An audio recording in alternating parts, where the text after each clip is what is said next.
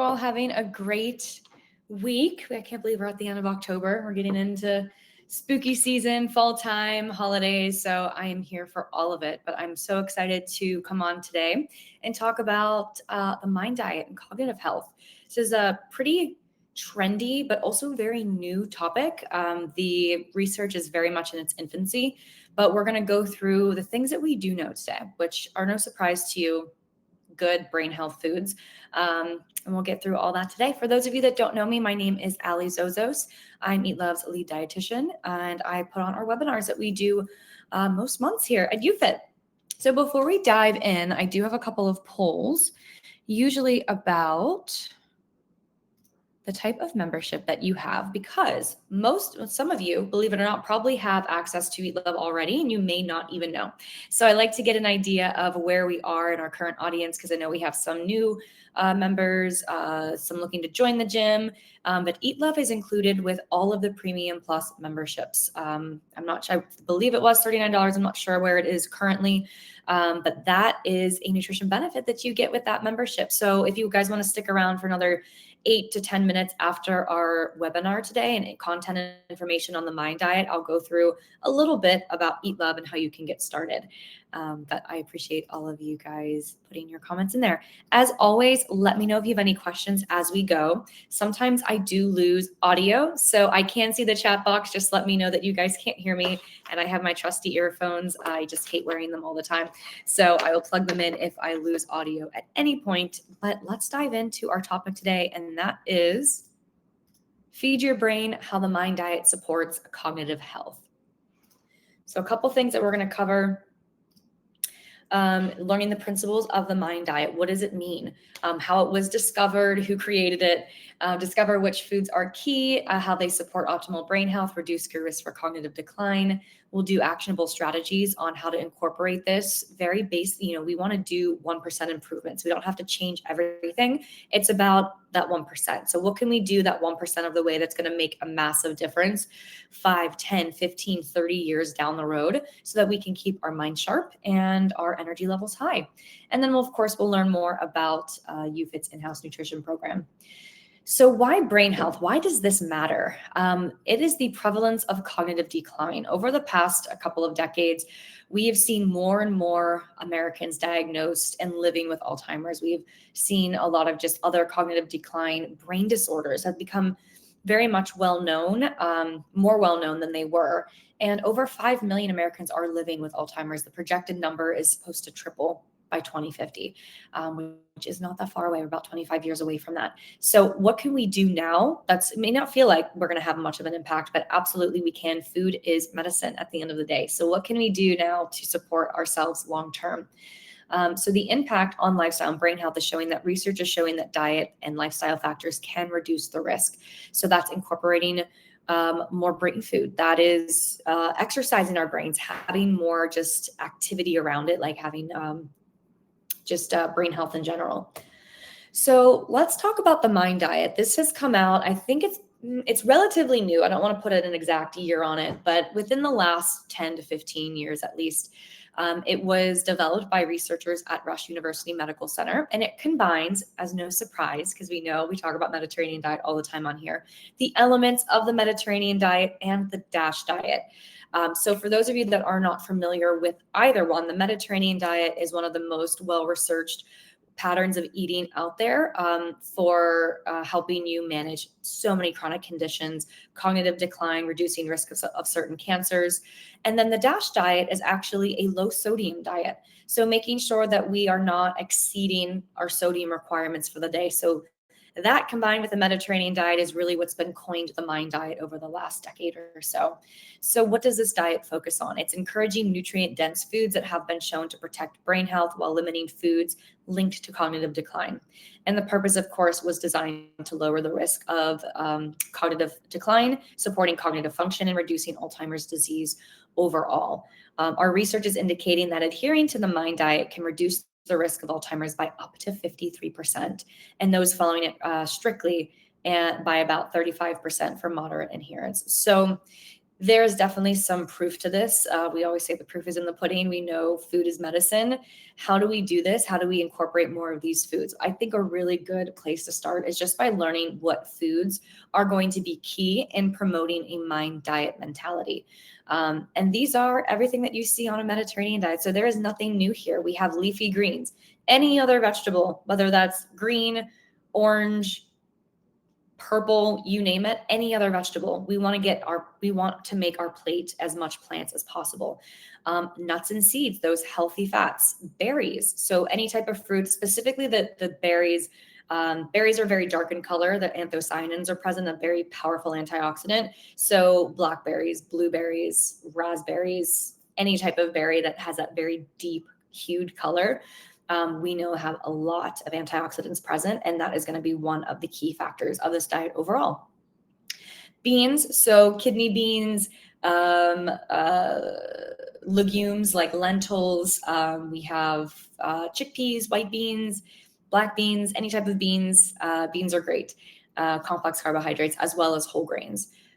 Fish is going to promote those omega-3 functions. So we want to get more omega-3s, specifically the EPA and the DHA in our diet. That's what we're going to see from fatty fish like tuna, salmon, mackerel, that sort of thing. And then poultry or any lean protein is going to be a good option because it's going to give you a lot of the other nutrients that maybe a full vegetarian diet may not give you, but also keeping our saturated fat at bay, which when we're supporting the mind diet, we want to make sure that we're getting the highest quality fats from our animal proteins like fatty fish. And then olive oil. We know so much about olive oil and the ability to how we prepare our dishes, how we cook our meats, how we prepare our vegetables, how we top anything after it's done cooking. Olive oil is going to be one of those superfoods that I will shout from the rooftops forever. So incorporating at least a tablespoon to 2 tablespoons a day is a really great place to start. Replacing any other type of oil or butter that you're currently using, that is a 1% change. Getting in as much as you possibly can of that particular oil, it's going to be really great for your brain health. And then wine in moderation, of course. Now, this is not a way to start drinking if you don't currently. There is no added benefit to that. But if you do currently enjoy an occasional beverage, having a red wine occasionally, the resveratrol in that red, those deep colors are really great. So how does this work overall? The Mind Diet promotes brain health by combining nutrient-rich foods with anti-inflammatory and neuroprotective properties. So that really happens in 3 parallels. It's reducing oxidative stress, it's enhancing the synapse function, and it's lowering your inflammation. So to put food groups to what these mechanisms are doing, looking at reducing oxidative stress first, antioxidant-rich foods like berries, leafy greens are going to help that oxidative stress, a major contributor to cognitive decline. So those antioxidant foods that we talked about earlier. So our berries, even our beans are going to have antioxidants in it. Our red wine, our olive oil, those types of things. And then we have enhancing synaptic function, which we're going to get from those fatty fish, those omega-3 fatty acids, enhancing memory and learning. So we talk about brain food, we literally mean fatty fish, and a lot of the other ones that you see on this list currently. So that's going to be enhancing memory, learning, just having more wit about you with, being able to think quickly on your feet, basically cognition is our energy for our brain. So when we think we're like, oh, I'm low energy, I don't have enough energy, brains can go through that as well. So enhancing that synaptic function is going to help with that. And then lowering inflammation. So our whole grains, our olive oils, again, anti-inflammatory compounds, reducing chronic inflammation linked to that cognitive decline. So these 3 parts are really what this list of foods is helping us identify and promote for an overall healthier mind diet focused way of life.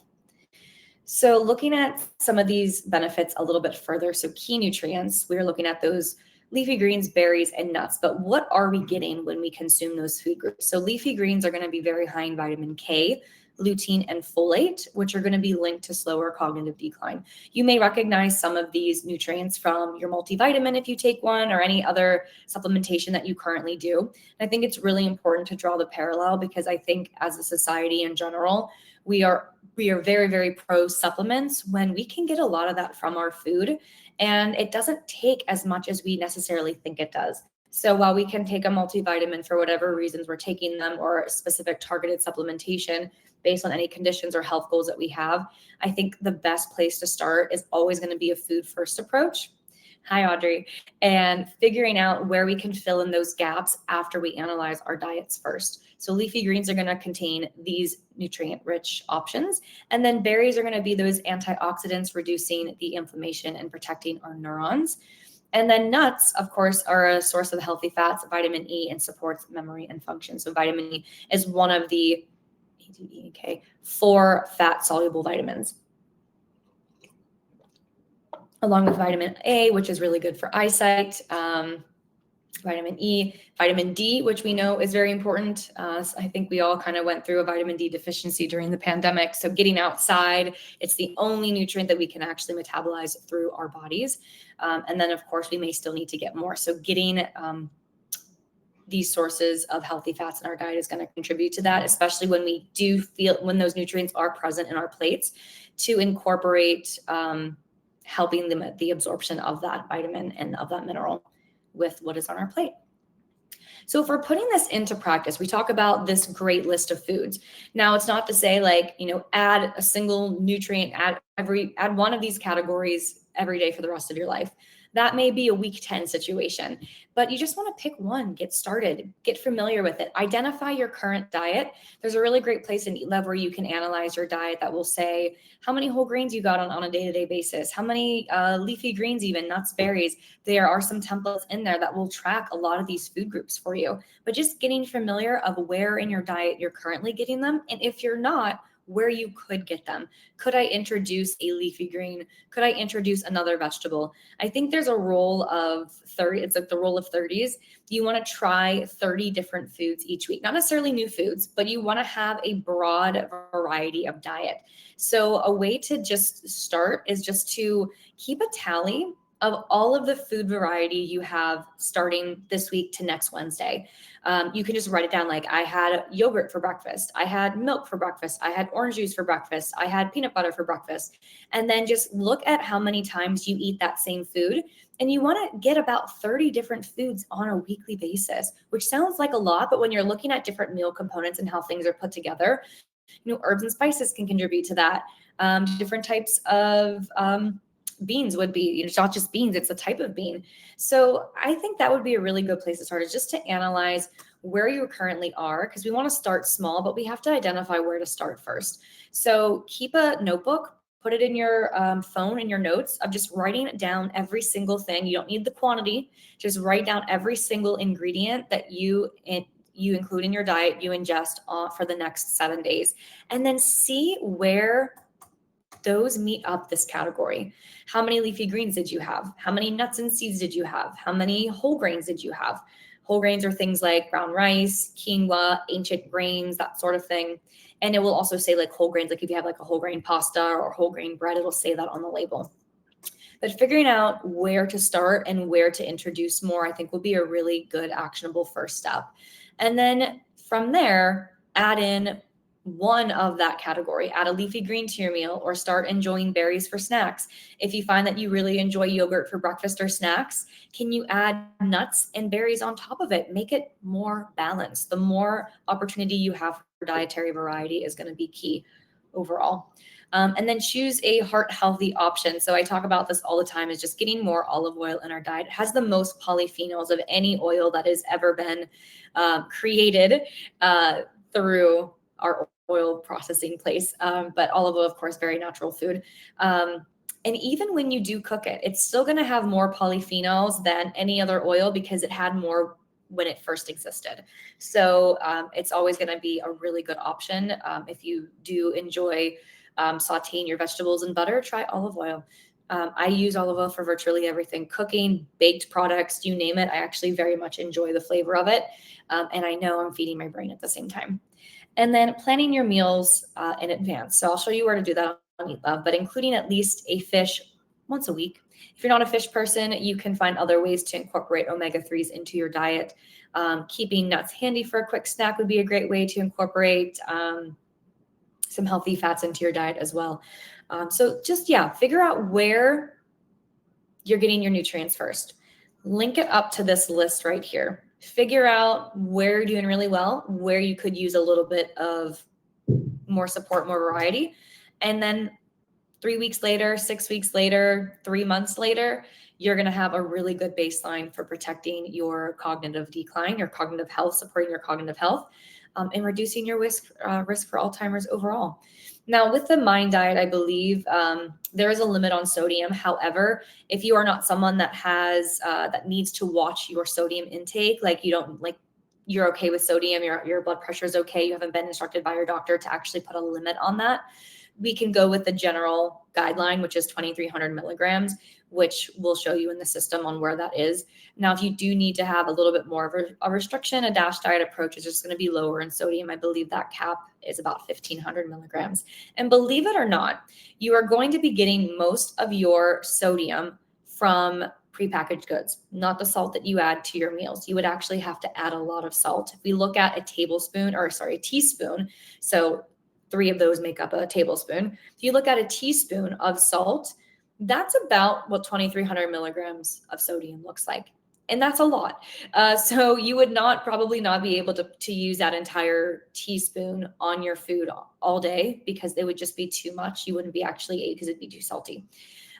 You're most likely going to be getting your sodium from prepackaged goods, canned goods, ways to do that. Like, I love canned beans because I don't have time to quick cook method any of that. So I usually just put my beans, I drain them, put them under running water for 3 to 4 minutes. And there's still going to be sodium that's been absorbed by the bean itself, but it's going to be a little bit less. And, sodium is a nutrient of necessity. We do need that in our diets. So just kind of being mindful of where we're getting it and making sure that we're not chronically or consistently going over that 2,300 milligram marker. So let's look at some example meals for like a sample meal plan. And you guys can screenshot this page if you want to, for breakfast, lunch, and dinner. Breakfast, oatmeal topped with blueberries and walnuts. We hit 3 categories there. We got oatmeal, whole grain. We have blueberries, a berry. We have walnuts, we have a nut. So that breakfast packed with Mind Diet foods. For lunch, grilled chicken salad with spinach, chickpeas, olive oil dressing. So spinach, leafy green. Chickpeas, bean, olive oil is olive oil. And then, of course, grilled chicken is a poultry, so it's a little bit leaner than something like a red meat type of situation. And then dinner, we have baked salmon, quinoa, steamed broccoli. Baked salmon we talked about, so omega-3s. Quinoa is a whole grain. Steamed broccoli is another vegetable. It's also a green vegetable, so any vegetable is going to be good. And then snack for apple slices and a handful of almonds. So this entire day, as basic as it sounds, is going to be an extremely positive trend towards cognitive support and brain health overall, which is really what the Mind Diet is promoting at the end of the day. All right. So did we have any questions on the Mind Diet before we jump into how to incorporate the Mind Diet utilizing EatLove? So I think some of you do have your Premium Plus plan. Yes, a couple of you do. And for anyone that is on a basic or premium plan, you can always talk to your home gym about upgrading if it's something that you think will be really helpful, if this is your main goal. Plus, we have a lot of other goals in there, like if you're managing your sugar levels and you want to keep then your carb levels consistent, like if you're managing prediabetes or diabetes, high cholesterol, hypertension, just want to have more energy and get more vegetables in your diet, we have a plan for that too.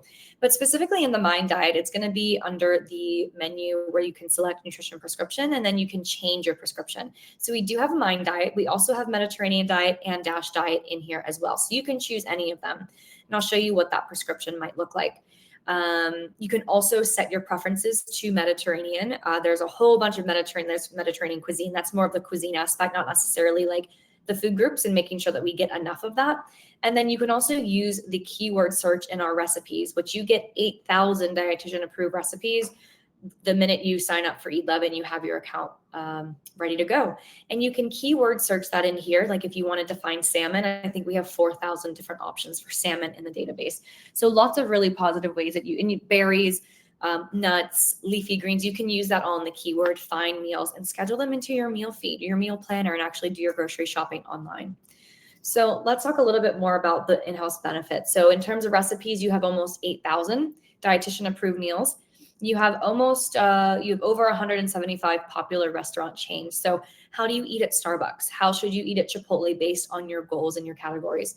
So here's an example of what it may look like for your nutrition profile or template. So we have a range on calories, our total fat, our saturated fat has a maximum that we can't exceed. And there's our sodium maximum.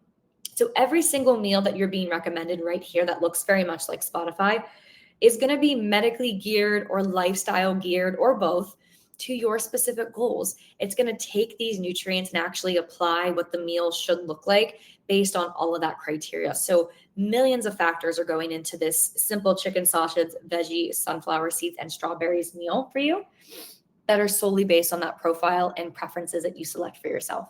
We also have grocery integration. So I think this is a good opportunity to flip over here and show you a bit more about what this looks like. So the web version, this is what that would look like. And you can always swap it for something else, or you can log your food. So if I wanted to swap lunch for something else of a smart choice, I have all of these options that are still going to match my nutrition criteria. So if you're someone that is like, I don't know what to eat ever, and I'm stressed about it, and I don't go to the grocery store with a plan, this is a tool that's going to help streamline that for you. So if I select a meal here, I can do that as many times as I want for however many meals I want. You can also learn how to swap your meals at restaurants if you would like. And then I'm going to add these to my grocery cart, and then I get my grocery list. Of course, check off things that you already have. So if we're looking at 30 new foods on a weekly basis, there's probably close to 30 just in this list. Now, I don't have to count things that I buy fresh. I can obviously use things that I have currently. So 6 of those can be my herbs and spices, condiments, anything like that. So 30 is really, it sounds like a lot, but I don't think it really is. It's going to be a lot easier to hit than the way that I'm explaining it if we're utilizing condiments and things like that as well. And then you can also add additional things, and you can buy online through one of our third-party integrations, get your groceries delivered in a couple of hours. Now, in terms of value add, you're going to have a whole nutrition academy to kind of help educate you on specific things. So we have a couple of healthy holiday eating guides, which we're not too far away from, how to read a nutrition facts label, getting more whole grains in your diet, which was a Mind Diet key here. And then we have a lot of nutrient focused handouts that I think are so helpful, like ways to rethink your fats would be Mind Diet. We have a DASH diet handout. We have a Mediterranean diet handout. So put those together and you have Mind Diet. If you wanted to get more, let's find omega-3s. Again, we'll teach you about these nutrients. We'll teach you how to get them in your diets and where to find them on the platform. There's here we go, the 8,000 dietitian approved meals. And I can search for something specifically. So if I wanted to do salmon, I have about 4,000 different options I can choose from, and I can schedule that right into my meal feed. I can also, not salmon, just salmon, I could do berries.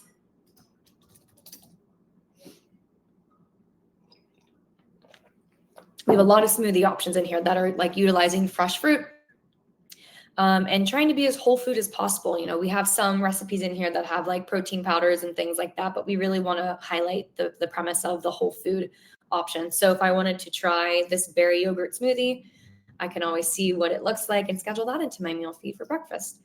And then we can add to our grocery cart and shop online. The last piece is the daily log, and you can track your food in here and see how you're doing for the day.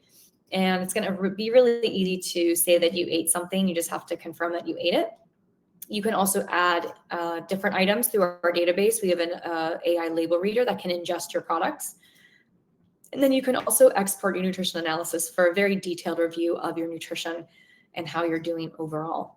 But I wanted to pause there. I wanted to stop just ahead of time here to see if we had any questions, or if anyone in the audience has topic requests that you want to learn more about. We do have November and December booked usually we do like healthy holiday eating guides and getting ready for the new year. But is there a specific type of dietary pattern or goal or anything that you want to learn more of? We do these, like I said, every month, and we create the content specifically for you guys. So I want to make sure that we're covering everything that is going to be relevant to you and your goals. So feel free to just put it in the chat box, and I'll stay on another couple of minutes here if we have any questions. And then if you guys have any questions at all related to EatLove, if you want to email hello@eatlove.is. And to get started, like I said, you just go back to your home gym and it's going to be included in the Premium Plus membership. And within about 24 hours or so, you'll get an invite to complete your profile, select a goal, fill out some personal information. And then immediately after completing that onboarding process, you're going to have your Spotify playlist of meals waiting for you that you can engage with, create your grocery list, grocery shop, and more. So I hope you all have a really great rest of your week, and I will talk to you soon. Bye.